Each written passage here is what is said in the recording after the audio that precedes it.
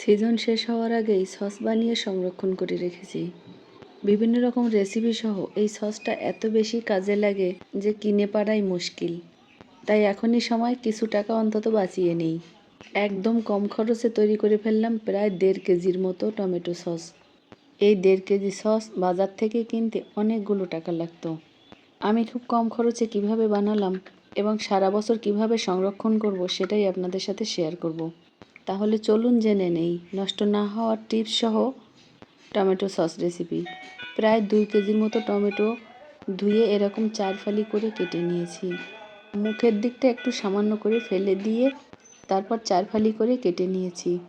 দিয়ে দিচ্ছি 2টা রসুনের কোয়া আর 2টা পেঁয়াজের টুকরো।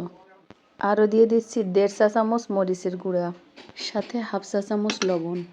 এখন চুলায় বসিয়ে ঢাকনা দিয়ে ঢেকে সিদ্ধ করে নেব। এর মধ্যে কোনো পানি দেওয়ার প্রয়োজন নেই, কারণ টমেটো কাটতে কাটতে এমনিই একটু পানি বেরিয়ে আসে। আর চুলায় বসিয়ে লবণ দিয়ে নাড়াচাড়া করলে টমেটো থেকে এমনি পানি ছেড়ে দিবে। কিছুক্ষণ ঢাকনা দিয়ে ঢেকে সিদ্ধ করে তারপর ঢাকনা খুলে এরকম অবস্থা হয়েছে।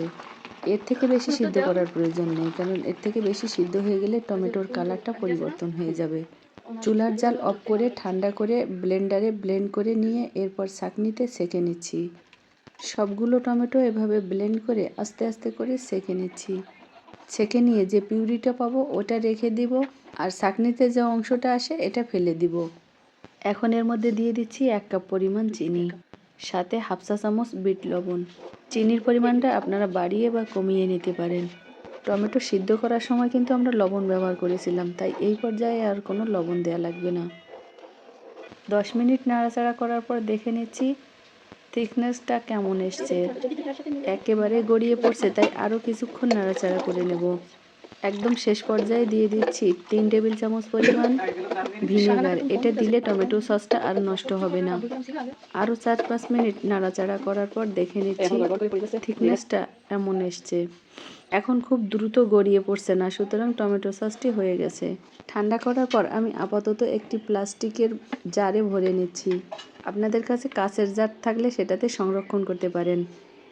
আমি এই পাত্রে ভরে নেওয়ার পর মেপে দেখলাম এটাতে ঠিক 1.5 কেজির পরিমাণ। 1.5 কেজির কম হয়নি, বরং 1.5 কেজি প্লাস হয়েছে। বাজার থেকে একটা সসের বোতল কিনতে আমাদের কতগুলো টাকা লাগে, সেখানে কোনো রকম কেমিক্যাল আর কালার ছাড়াই কত সুন্দর একটা টমেটো সস পেয়েছি। ব্যবহারের সুবিধার জন্য আমি ছোট ছোট পাত্রে ভরে নিয়েছি। বাজার থেকে কিনে আনা যে সসের খালি বোতলগুলো ছিল, আমি ওর মধ্যেই এই টমেটো সসগুলো ভরে নিয়েছি। এতে করে নষ্টও হবে না আর খেতেও অনেক সুবিধা।